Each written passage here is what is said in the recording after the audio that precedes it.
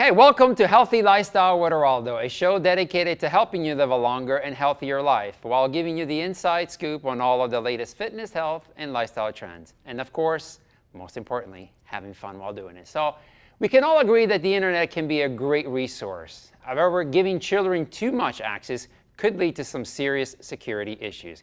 Here with expert advice on protecting your family's cybersecurity is founder and CEO of Infotech, Matti Kon. Matti.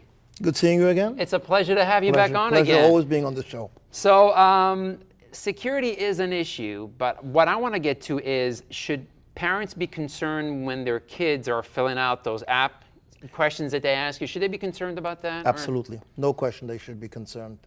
We live in a new era. You go on the application.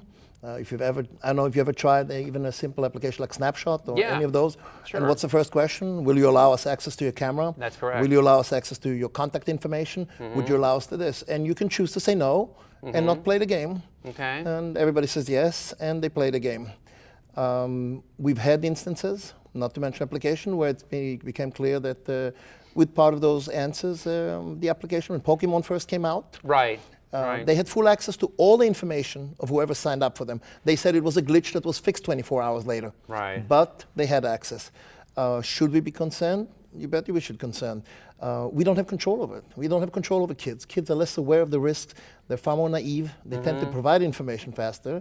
We can also talk how dangerous is the information that kids have, but that's going forward. But the general answer is absolutely yes. They should be very concerned. I have kids. I have 4 boys, 2 at a younger age, and I'm very concerned. Right. And I'm trying to follow it, and I'm trying to curb it, but they have a world of their own on the internet today. Wow, yeah, of course. So what are some things that you can do to kind of protect yourself?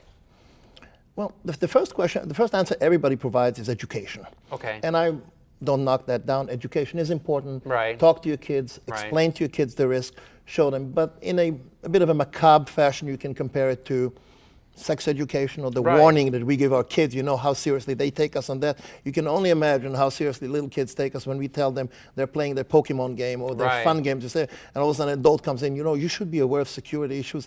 I don't know how seriously they take us. We can try and educate them. Unfortunately, everybody learns by having a failure or seeing somebody's mistake. That is one way. Another way is to try and curb kids' access to information as much as we can, and trying to control. Limit their access. Limit their access. Limit as much as we can. Okay. Making sure the kids don't have too much of sensitive information on their iPod. I have gotten to the point of saying I'm going to buy my kids and they lately separate phone for games. Okay. And on that, to minimize the information that they can be, that any perpetrator can get to by getting to the phone. Because the fact is that it's not a phone, it's an entertainment device. And people keep their notes, they keep the contact information, they keep passwords, they keep all the possible information. And it's really hard to curb it when you allow. Right. People always worry about antiviruses, people worry about how do we protect it. Right. But there's no issue of protection here, because we are not worried about somebody breaking down the door. We are giving them the keys. Right. They're asking us. So it's very easy for them to go in and get all the information. We're not facing an issue with these companies today saying, oh, they penetrated the computer, oh, they stole information. No. Right. They ask you to begin, will you allow us access? Right. And everybody says yes. Will you allow us access to your contacts? Everybody says yes. Right. Guess what? A second later, they're in your machine. Wow. So, and then different people say, teach your kids about antivirus and to protect them. And what do kids know about antivirus? Most of those devices are strong enough with the operating system, with antiviruses. The issue is we hand the key. So the kids hand out the key. If there can the government do something about it? Can they implement some laws that it can they can tell these companies, hey, you can't do that. That's against the law. Well, the problem is a fair play is to come and say these companies come out with software. Okay. Extensive software that takes years of men time to develop, and they hand it out for free.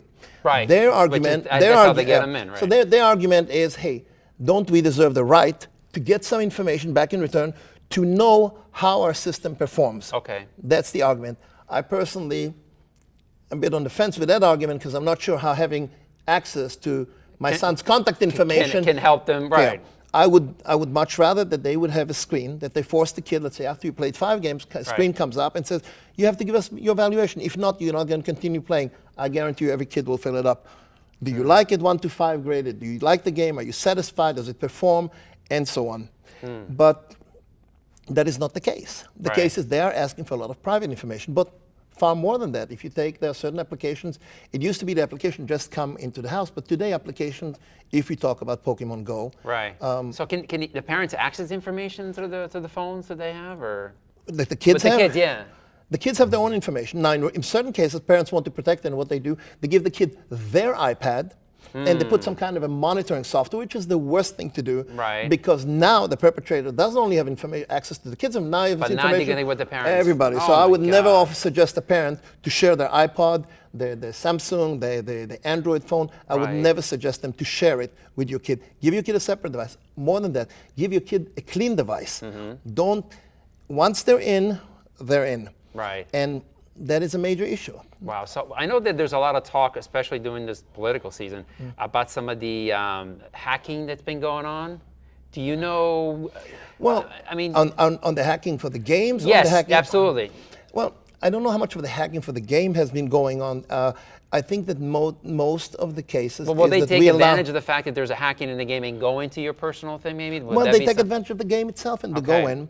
And they collect information. The companies say we need to collect data. Now, what is the data? I mean, you asked, your first question was, is it dangerous? Right. It is so dangerous. Of course. Right? Some people come and say, is there really any sensitive information for our kids? Yes, the kid's information is the most sensitive thing. His age, he's her age. Right. Her sex, he's her sex. Where they go to school. Of course. They put their email, they put their text, they put everything.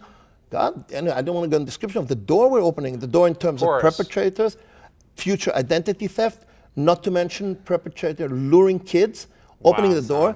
And last we have seen with, and I'm not, God forbid, attacking Pokemon. I think it's a wonderful game. but Pokemon is a game in which you create those fictional characters out there that the kids go and hunt down. And we had several cases of serious violence where perpetrators put targets out there for kids to go. One young woman went.